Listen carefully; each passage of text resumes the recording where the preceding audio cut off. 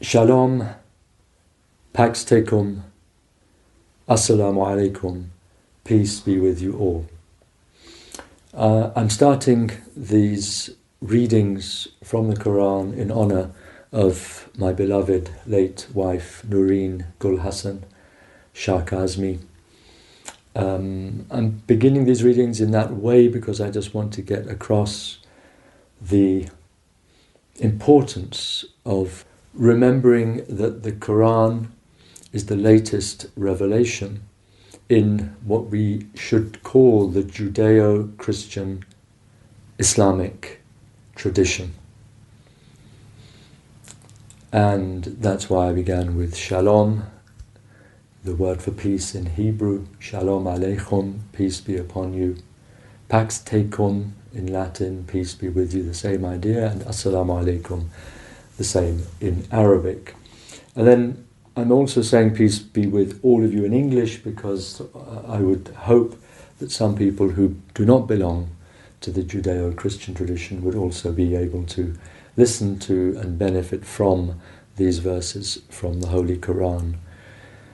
Today is the 11th of November and it would have been Nureen's 57th birthday. Instead of having any kind of memorial service, I've decided that this would be a better way to honour her memory by having a daily reading of the verses that she deemed appropriate for inclusion in a volume that we were planning to put together, a compilation of essential verses from the Qur'an that we were intending to entitle Letting the Qur'an Speak for Itself. And that's what it's going to be, just a few, one, sometimes two, sometimes three verses, maybe a longer passage if they are shorter ones, but these are the ones that Nureen and I thought were the ones that should be in an essential compilation focusing on those teachings of the Qur'an that pertain to spirituality, to piety, to virtue, to eschatology, to the doctrines of the hereafter, and verses that in a sense don't need any commentary. And certainly we're going to avoid those verses which are polemical in tone and that pertain to laws and rules and regulations and things like that. We just want to focus on what is most essential from the point of view of the spiritual life, and that is essentially the truth and virtue. Those verses which help us to understand the ultimate reality of things, and those verses which help us to conform to those ultimate benefic realities through virtue. So that's the sort of unwritten set of criteria that we were using as we were going through our readings of the Qur'an in the last few years of her life, with the intention of putting together this volume. And I would ask those of you who are believers, and those of you who are not, I suppose, to say a little prayer for her at the end of the reading. I'd be very grateful for that. God bless you all. I'll start reading from the very beginning of the book, the Surah Al-Fatiha, the chapter of the opening or the opener, that which commences, that which opens, that which conquers is another possible translation of the word Fatiha. One of the names of God is Al-Fatih in Arabic, which means the conqueror, the one who opens the way to victory. So this is the chapter. And this is a reading from, as I say, from Nureen's own copy, and it's a translation by Ali Quli Qara'i. Bismillahir Rahmanir Rahim. In the name of God, the All-Beneficent, the All-Merciful.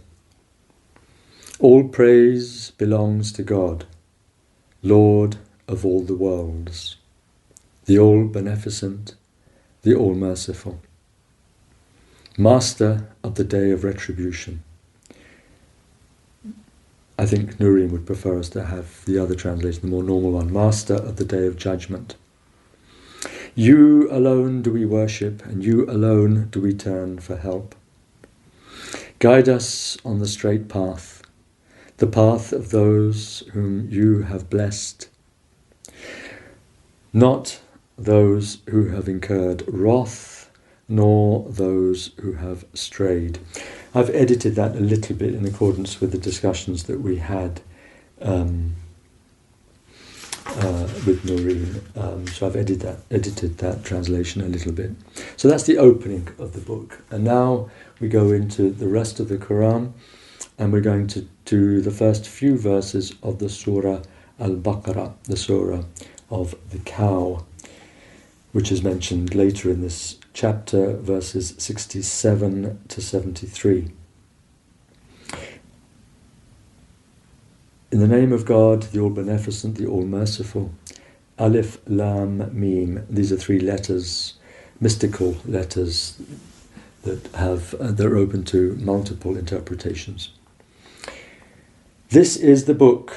There is no doubt in it. A guidance to the pious, the muttaqeen. He's translated the God-wary. Those who are continuously present with God or conscious of God, those who are aware permanently of God. And Nureen and I, we thought that the Buddhist idea of mindfulness worked well for this word, taqwa. So let's start again. This is the book, there is no doubt in it, a guidance to the mindful, those who are mindful of God. Those who believe in the unseen, those who maintain the prayer, or who are constant in their prayer, and spend out of what we have provided them with. Spend generously, that is. And who believe in what has been sent down to you, O Muhammad, and what was sent down before you. In other words, all of the previous scriptures. And they are certain of the hereafter.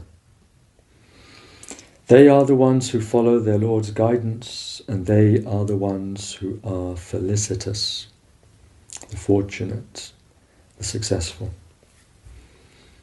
And we'll stop there. That's verses 1 to 5.